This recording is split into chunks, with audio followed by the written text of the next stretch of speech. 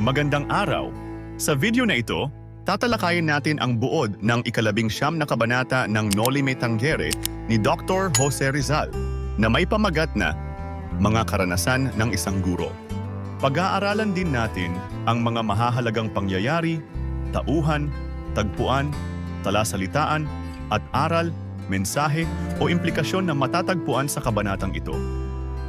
Makinig at manood ng mabuti dahil marami kayong matututunan mula sa makasaysayang akdang ito ni Rizal. Simulan na natin. Nagkita sina Ibarra at ang guro sa tabi ng lawa ng San Diego. Ipinakita ng guro kung saan itinapon ang bangkay ng ama ni Ibarra, si Don Rafael, at sinabi na si Teniente Guevara ang isa sa mga naglibing sa kanya.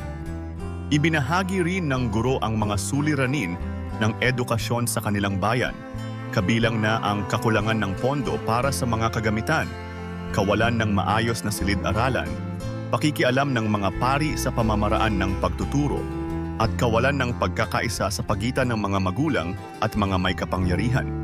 Ayon sa guro, si Padre Damaso ay madalas makialam sa kanyang pagtuturo, pinapalo at minumura ang mga bata tuwing makaririnig ng ingay mula sa kanilang klase.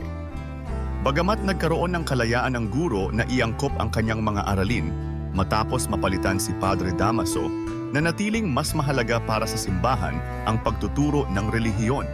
Nangako si Ibarra na gagawin ang kanyang makakaya upang matulungan ang guro at mapaunlad ang sistema ng edukasyon sa San Diego.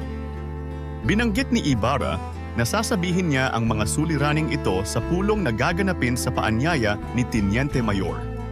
Dumako naman tayo sa mga mahahalagang pangyayari sa kabanatang ito. Nagkita sina Ibarra at ang guro sa tabi ng lawa ng San Diego, kung saan ipinakita ng guro kung saan itinapon ang bangkay ni Don Rafael. Ibinahagi ng guro ang mga suliranin sa edukasyon sa San Diego, kabilang ang kakulangan ng pondo, kawalan ng maayos na silid-aralan, pakikialam ng mga pari sa pagtuturo, at kawalan ng pagkakaisa sa mga magulang at mga opisyal. Ikinuwento ng guro ang ginawa ni Padre Damaso na madalas makialam sa kanyang pagtuturo, pinapalo at minumura ang mga bata kapag nakakalikha sila ng ingay. Napansin ng guro ang pagbaba ng bilang ng kanyang mga mag-aaral matapos siyang magkasakit dahil na rin sa mga balakid na kanyang naranasan sa pagtuturo.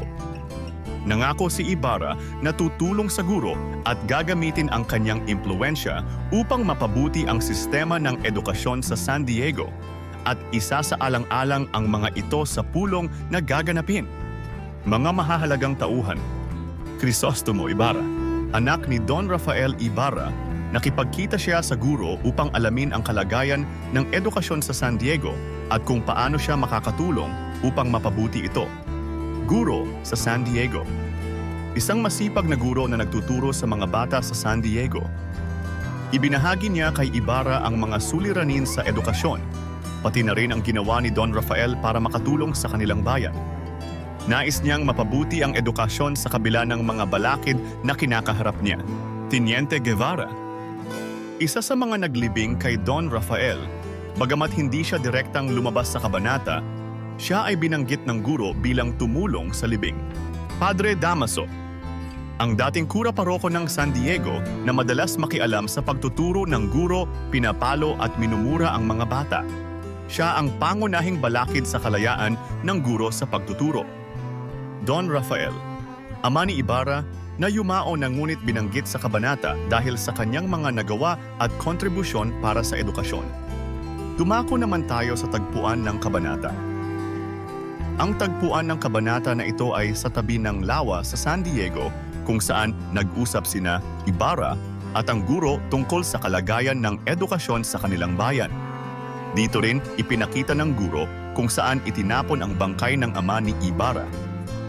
Ngayon naman ay talakayin natin ang mga talasalitaan sa kabanatang ito: pakikiramay, pagpapakita ng simpatiya o awa sa iba, kinahinatnan, resulta o kahantungan ng isang bagay o sitwasyon, panghihimasok, pangingialam o pakikisawsaw sa hindi naman dapat pakikialaman, bulwagang bayan, lugar na ginagamit para sa mga komunidad o pampublikong pagtitipon.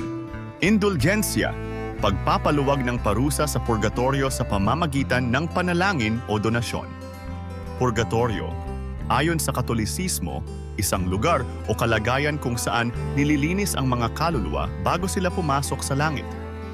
Pakikialam, ang pagkakaroon ng impluensya o pagkilos upang baguhin o kontrolin ang isang sitwasyon, balakid, sagabal o hadlang sa isang gawain o plano. At ngayon ay alamin naman natin ang ilan sa mga aral, mensahe o implikasyon na ipinakita sa nobela.